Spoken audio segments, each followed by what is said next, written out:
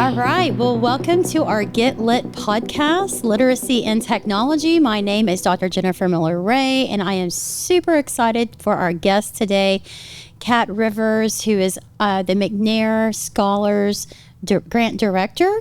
And we are so excited to have such an expert in STEM, and she's very, very accomplished with STEM literacy and is doing great things with our students. So, Kat, tell us about the McNair Scholars Program. What is the McNair Program?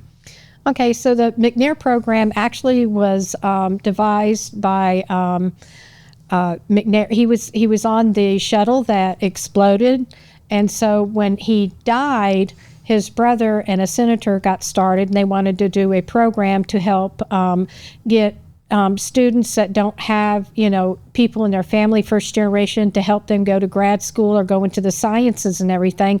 So it started out as strictly a pure STEM program to help students go past their bachelor's into grad school and to go on and to be, get their PhDs or whatever their dreams were. And so that's how it started out. And for years, on many of your large campuses and everything, that when they have labs and a large research facility, it's a lot of the McNair scholars are in. Like when I was at K-State, we had one scholar that was in nuclear fission and different. We had all these crazies, and here I was in music. So the different.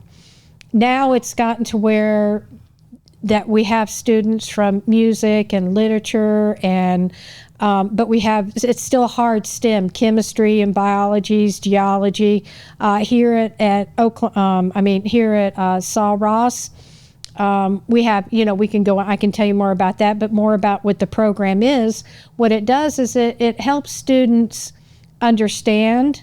That gives them research. It gives them opportunity to research with a professor like you, Dr. Jennifer, Dr. Miller, rather, and to research and then go through that process and learn what it is and produce a paper and even sometimes publish.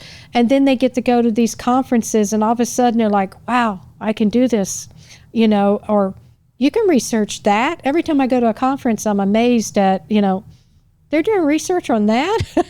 and so especially the students in the sciences, because sciences are going so fast with technology and changing that it's hard to stay on top of the different fields and things that they can be exposed to.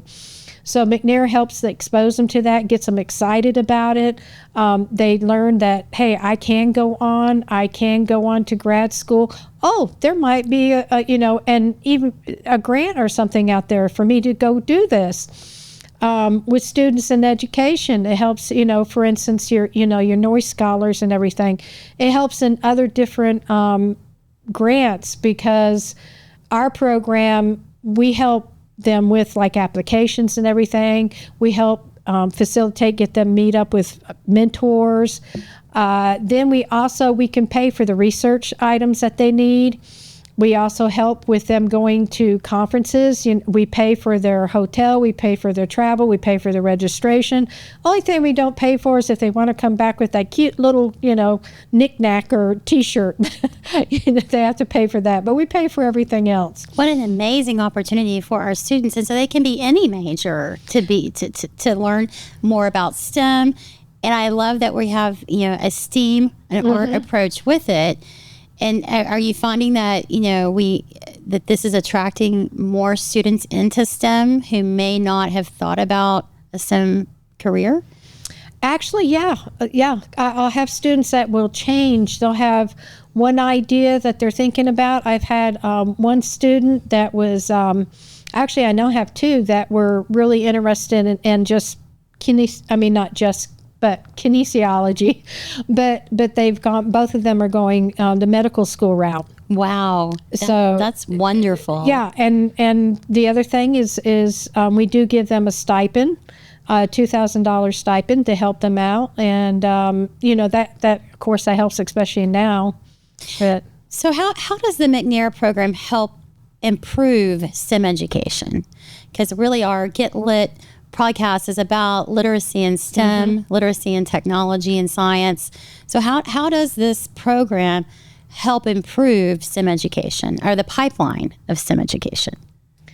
Well, as far as the pipeline goes, many of our students are STEM students that go on to get their master's, and we have, at the moment, we have 8 in PhD programs from Sul Ross. And the STEM program, them going through that, they become either educators, or along the way, we had 2 speakers at our symposium here lately. One of our speakers is one of our professors of archaeologists, Dr. Schroeder. I mean, he was a McNair Scholar. So this is how it helps. And I mean, it gives them the tools, the opportunity, and the education to promote STEM. I went to school at K-State. There were 2 of the students that were in the program with me that were also going into biology and chemistry. And neither one of them were looking at going to colleges. They were looking to go into high schools. Awesome. Wow. And that's what our NOISE program is doing, is we're preparing future STEM teachers. And I love the fact that we may have a couple of NOISE scholars coming from the McNair program, which is really exciting for Sul Ross State University. I guess my final question is, describe some of the science and technology research. So what type of research have some of your McNair students participated in? Okay, so we have had, as far as the research they did here at Sul Ross, or what they graduated with? Both. Maybe both. Yeah. Okay, so I know one of them, she's going to be graduating, she graduated last May. She was with Dr. Ritzy, and she did some biology research. And she's now graduated with I have to read it because I don't know what it is. But she's got a PhD in nanoscale science and nucleic acid nanoparticle delivery. Wow. And therapeutic nuclear acids. And so Dr. Ritzy is one of our NOISE Scholar mentors. And so it's so amazing that he's getting to help, someone do that type of project. Are there others that maybe look at computer science or technology specifically? Yeah, we do have computer, that we have one student that's going to be graduating with computer engineering this next year. And then we have one student that finished his master's. He just finished it, and it was in water in engineering. Wow. And geology. And our geology folks, we have another one that's working with Dr. Abanzik currently, and doing water samples and everything. Tina's actually helping him to find out the water usage by our Airbnbs and stuff, our tourist type, to find out what their usage is and how it affects our water table out here in West Texas. That is amazing. How exciting for everyone. Dr. Banzik was just here in our last podcast talking about drone use in geology. So that's really exciting for our future teachers to learn, what's out there. If there is anyone interested in learning more about the McNair program, how can they find you? Okay, so we do have our, if you go on Sul Ross and you look up McNair, it'll bring it up, and it'll bring up an application and give you some of the basic information. You can also come by our office at BAB 108. We also are periodically, we're on Instagram. We have an Instagram account. We do have a Sul Ross McNair Facebook account.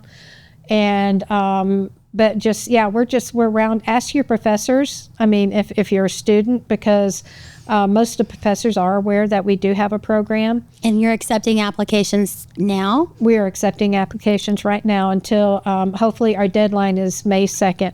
Awesome. Well, thank you so much, Kat Rivers. Thank We're you. so thrilled to have you here on our Get Lit podcast today. And I hope everyone has a great week. Thank you. Thank you.